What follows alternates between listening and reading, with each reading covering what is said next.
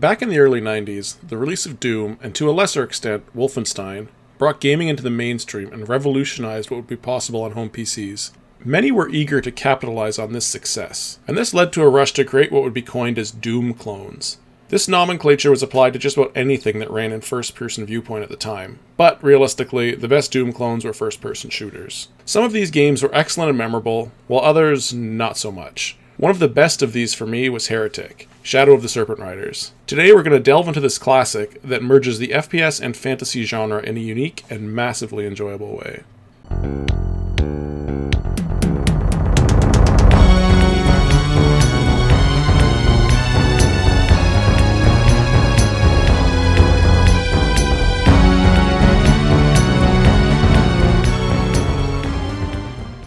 As this is an FPS, and not a deeply fleshed out RPG, the story is not the major focus here. However, it does exist. Essentially, you play as Corvus, one of the few remaining to challenge the rule of the Serpent Riders. You're an elf that has been branded as a heretic, and it is up to you to act as a one-man army to stop Disparol using little more than your determination and magic. The gameplay of Heretic is essentially a Doom game, but replace guns and chainsaws with magic artifacts and spells. There is no character creation here, but there is a difficulty selection, and the names of these difficulties are too amazing not to be shared. For our lowest difficulty we have Thou Needest a Wet Nurse. This difficulty decreases damage and the number of enemies, while also giving you more ammo. It also uses healing items automatically. Next is Yellow Bellies Are Us, in what I can only see as a Toys R Us reference. Normal is Bringest Them Oneth. Hard has the best name for anything ever, being titled Thou Art a Smite Mister. It is now my greatest goal in life to be officially labeled a Smite Mister. Finally, we have the hardest difficulty. Black Plague Possesses Thee. This difficulty makes monster attacks 300% faster, and makes their projectile speed 300% faster. The good news is it also bumps up ammunition drops by 50% as a small compromise. I've been playing this game for nearly 30 years, so I guess we'll play on the hardest mode. Before we get too deep into the game, I want to take a moment to introduce a mechanic that set Heretic apart from its predecessors, the inclusion of usable items. This has a bigger effect on the gameplay than you might think. Being able to strategically use your power-ups, compared to having to use them immediately upon pickup, allows for a level of tactics that was not available in the Doom games. The item pickups vary from super useful to nearly useless. I won't cover all of them as there's a lot, but some of my favorites and least favorites deserve an introduction. One of the most common pickups is the Quartz Flask. It heals you a small amount, and I mostly include it so I could have an excuse to put in a Potion Seller clip. Hello, Potion Seller. I am going into battle, and I want your strongest potions. My potions are too strong for you, traveler. There is a ring of invincibility that does exactly what you would expect, making you invincible for a short time. There are the Wings of Wrath, that allow flight for a short period of time. And lastly, in the useful category is the Tome of Power. This semi-rare power-up completely changes the way your weapons function, with a unique new effect based on the weapon you're using. I will cover how each weapon is affected as we find weapons. Now, in the nearly useless item category, we have items like the Chaos Device, used to teleport you to the start of the level, and the Torch, used to light dark areas. This almost sounds useful, but there was maybe one time I felt the Torch was helpful throughout the entire playthrough. Taking the award for the most useless item easily goes to the Time Bomb of the Ancients. It's essentially a time-activated grenade, but you can't throw it. You need to walk into an enemy's face, drop the bomb, then run away. It very rarely hits and exposes you to taking unnecessary damage. It also doesn't hit very hard. Oh my god! Heretic is a pretty lengthy experience, with 3 acts, each with 8 levels, and 2 more expansion acts with 8 levels each, bringing the total levels up to 40, not including secret levels. I intend to cover them all in this video, so let's get into it. Act 1 introduces us to the world of Heretic. We are dropped on the docks in a medieval castle. We are immediately attacked by the game's most common enemy, the gargoyle. It comes in 2 flavors, the weaker version that flies in to strike Corvus in melee, and the stronger version that shoots fire from a distance. Luckily, we come equipped with the game's first weapon, the Elven Wand. Functionally, this works like a pistol, shooting a single bolt per click of the mouse. While not super powerful, it does hit scan, making it accurate even at a range. When empowered by a Tome of Power, this weapon shoots out a line of bolts at a rapid pace. We won't be using this weapon much, but it certainly has its place. We quickly clear the docks and move into the castle, where we encounter enemy number 2, the Golem. These enemies primarily charge at us and try to punch us in the head. First thing tomorrow morning, I'm gonna punch Lenny in the back of the head. They also have a stronger version that shoots homing skulls, and another alternate version that's like a ghost, but neither prove much risk. Clearing through the castle, we come across a couple more weapons for our arsenal quite quickly. First are the Gauntlets of the Necromancer. These act as a rapid-fire melee attack. Rather unremarkable in their base form, but with the Tome of Power, they allow you to leech life. I don't make much use of these either, but they certainly have their place as well. Not long after this, we come across the first weapon that will be a workhorse for the rest of the game, the Ethereal Crossbow. Each pull of the trigger launches one main bolt and 2 smaller bolts to the side. Powered up, the crossbow fires 5 large bolts. While nothing fancy, this weapon is reliable and bolts are plentiful. This is easily the most used weapon throughout this entire playthrough. Before this level is through, we find a secret entrance to the backside of the docks and encounter the first threatening enemy, the Undead Warrior. These guys can both melee or throw axes. Axes can be of the regular green variety, dealing moderate damage, or a red variety that can decimate your health in short order. As we're playing on the hardest skill, these axes move quick. We take more than a couple to the face before moving on to the next level. Next is the dungeons. Here we see something that will be a design mainstay for the rest of the game.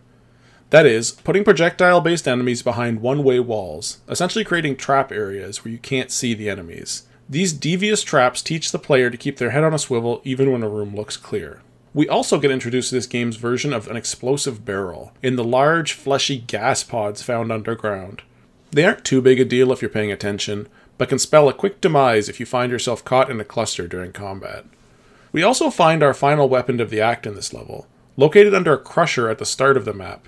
Even after this many years playing the game, I have no idea what actually triggers the crusher to raise and give access to this weapon. I always just return here toward the end of the level and find it cleared to grab.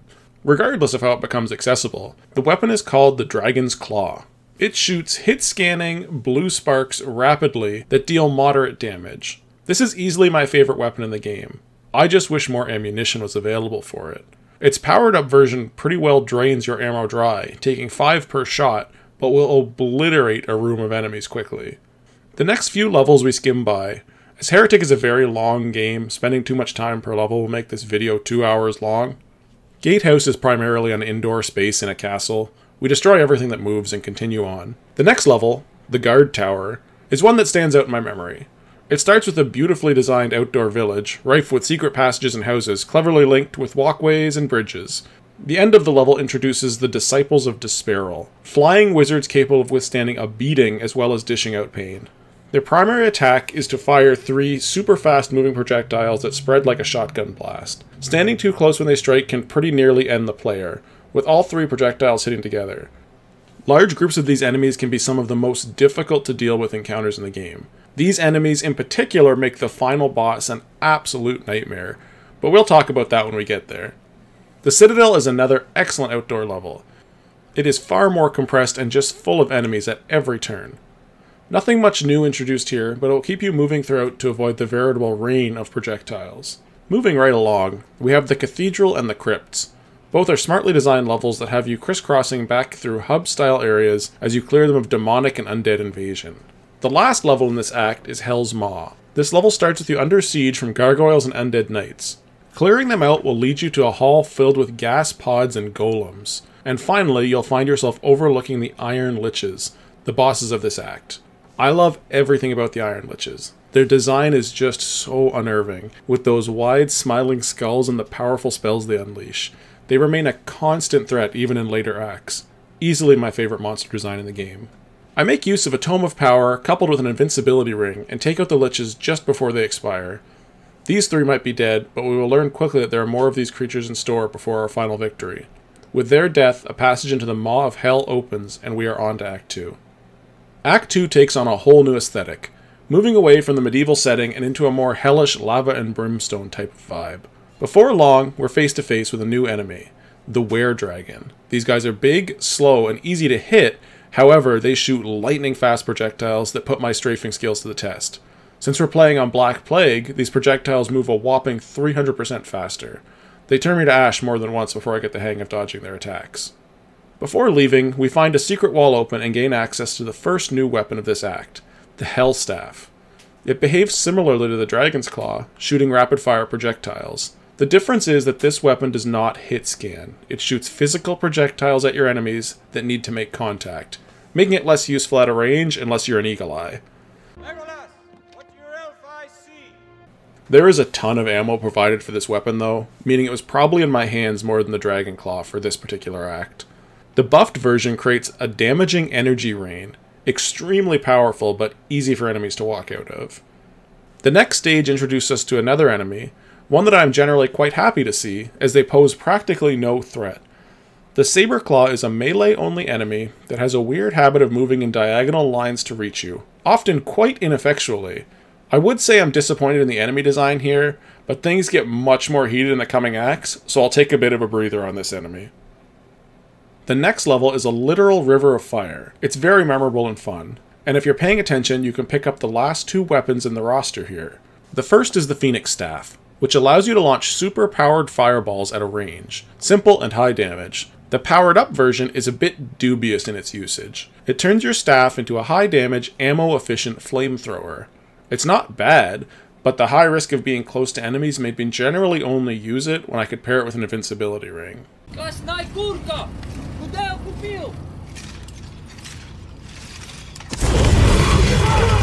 The final weapon in our arsenal is also found here, the Fire Mace.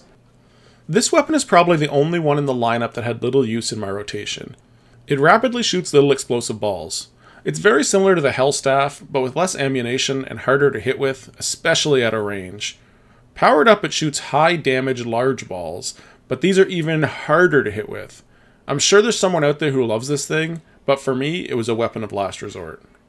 The Ice Grotto is next on our journey. It's a really unique level, having you started on the outskirts of a walled village, skating around on the ice, avoiding projectiles from the disciples on the battlements, and dodging hellfire from the weredragons down below.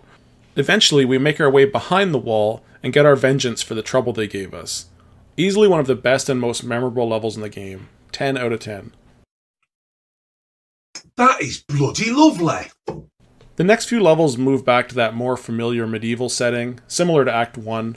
Nothing bad to say about this, but they had such a cool thing going with the fire and brimstone and just recently the ice, I wish they would have kept that going forward. Eventually we find ourselves at the Portals of Chaos. This is the boss level of this chapter, and one of my favorites of the act. You work your way around the outer edge, clearing resistance as you go. Arriving at the center, you find the bosses of this act, 3 Molotaurs. That's right, Molotaurs, not Minotaurs, because they hold mauls. It's a very important distinction. Actually, if they're named based on the weapon they hold, does that mean a Minotaur is holding a fish? Get it? Minnow? Why are you boring me? I'm right. Stick around for more high intellect humor. Anyway, the Molotaurs are cool enemies, extremely tanky and capable of just decimating us with their ability to attack either in a straight line or horizontally to blanket the air in fire. These guys are always a threat when they show up and add good depth to the game. There are some especially devious placements of them in the upcoming acts. Only after killing the final Molotaur do I realize there are a bunch of power-ups in the center arena that I could have used in the fight. Sad. Either way, they're dead, and we proceed through the portals to find ourselves in Desperal's underwater dome lair. Sort of a left turn on tone there, but anything to keep things fresh is alright by me. This act pulls no punches at its opening, starting you off in a courtyard fighting gargoyles and being fired down upon by disciples of Desperal. It gets so desperate for ammo at one point that I'm actually using my staff to attack. I haven't mentioned it yet, but yes, there is a melee staff as well. It turns blue when you power it up. I only use it in the most desperate situations. Once we get out of that starting area and get our hands on the Dragon Claw, we deliver some much needed revenge to the disciples. After clearing out the courtyard, we're ambushed by an Iron Lich. Act 3 is really getting us right into it. Toward the end of the stage, we get introduced to what is essentially the last new enemy of the game, the Ophidian. These Naga snake creatures have high health, rapid-fire ranged attacks, and appear in numbers. With their appearance, we now have everything the game is able to throw at us. 7 more levels to go. The next level is another favorite of mine. It has a daring, public pool aesthetic, but I love the way it starts you in a central area that branches out and crosses back over itself throughout. We pretty well rebuild our entire arsenal here, and by the end are ready to blast through the remainder of our quest. Next is the Confluence, and I would be remiss to skip over this level. We enter on the top of a waterfall, presumably after exiting the level prior, which was just tunnels of water. This sort of continuity was relatively rare in Doom clones, so I'm happy to see it here. Peering over the edge of the falls, we're greeted with a salvo of fireballs and the smiling face of an Iron Lich. We make short work of our foes and claim the valley for ourselves. The Ophidian Lair is our next noteworthy stop. The level begins with a slow descent into an arena of enemies. You have Ophidians shooting from above, Saberclaws chasing you around, and even a Molitar and a couple of Iron Liches shooting at you from behind bars. Luckily, a leftover invincibility ring gets me through the onslaught. Once the initial chamber is clear, we make quick work of the rest of the dungeon and move on to the Halls of Fear. Despite the name, the only fear in this level is from me. As this deep into the game with my full arsenal, these demons don't stand much of a chance. Hey, old man. Give me everything. Call an ambulance! Call an ambulance! But not for me! Notably, this level contains Iron Liches and a Molitar, neither of which stand much of a chance against me. I think I'm ready for Disparel.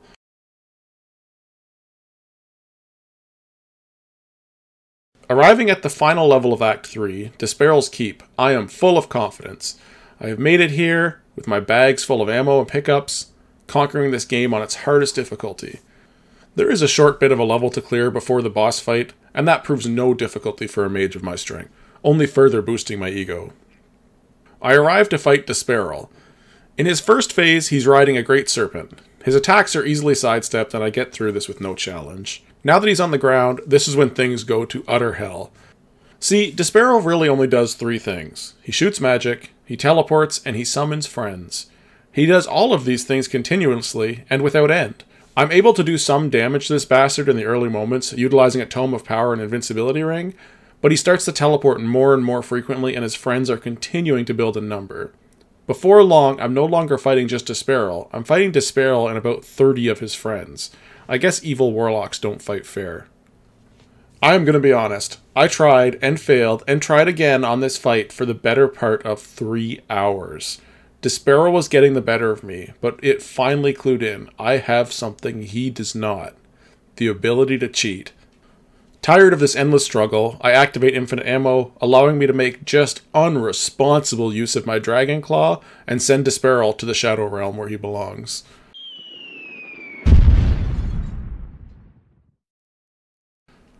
Was this the most honorable way to finish this act? Probably not. Will I lose sleep over this? Probably, but that was going to happen anyway. Besides, it's not like Disparel doesn't have a trick of his own up his sleeve. My penance for cheating will be having to clear both expansion acts. The story for these final 2 acts is essentially Disparel cast one final curse on you on his way to hell, and you are trying to escape. My original intention here was to do a detailed breakdown of each of these 2 acts, but when I got started on it I sort of realized it's really just a lot more of the same. There's not much to the story. I did end up completing them both on Black Plague, and it was an adventure, to say the least. Some of the traps and enemy placements are downright evil. However, I just don't think a detailed breakdown of these levels would really add much of quality here, and in an attempt to keep this video a reasonable length, I'll play some of that footage in the background while I give my final thoughts. Heretic was released in a time where any FPS was considered a Doom clone, and even ran on the eponymous Doom engine, and was published by the creators of Doom, id Software. All that said, I believe Heretic did enough different from Doom to stand on its own 2 feet. It even spawned a slew of sequels and spiritual successors in the Hexen series and Heretic 2. Heretic boasted colorful and vibrant levels, in stark contrast to the dark industrial look of Doom. The game, despite being so full of color, somehow does a better job at creating a believable image of hellish landscapes than Doom ever did in its early days. The sprite work on all the enemies is just next level, a big standout being the Iron Liches and the early sections in Hell's Maw. Despite being in a fantasy setting, nothing felt cliché or tropey, it all feels fresh and unique. Even today, the game feels like it has its own special place, and it just aged so gracefully. I really attribute a lot of this to the artwork. Gameplay-wise, it really is just Doom plus some items, but it's solid. I just completed my playthrough in 2023 and it didn't feel dated in the slightest. I enjoyed every minute, even the more crushing sections in the final 2 acts. I even took a break from Baldur's Gate 3 to play this, which is saying a lot, as that is another series that is very important to me. Also, as an aside to create rage for no reason, Baldur's Gate 1 and 2 are better than Baldur's Gate 3. Come at me, New Age gamers. For anyone who loves FPS and fantasy, this is in my opinion one of, if not the best pairings of the two in gaming. The WAD files for this classic can be purchased off Steam for about $5 and can be played right away with DOSBox, or if you're willing to put in 5 minutes of work, can be ported onto GZ Doom, which is how I played. Either way, if you have even the slightest interest in retro shooters and have $5 in your pocket, you're doing yourself a disservice by not playing through this beast of a game. Become the Smite Mister.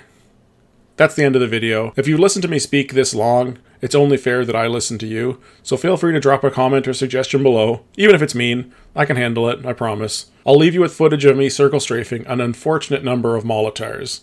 See you next time.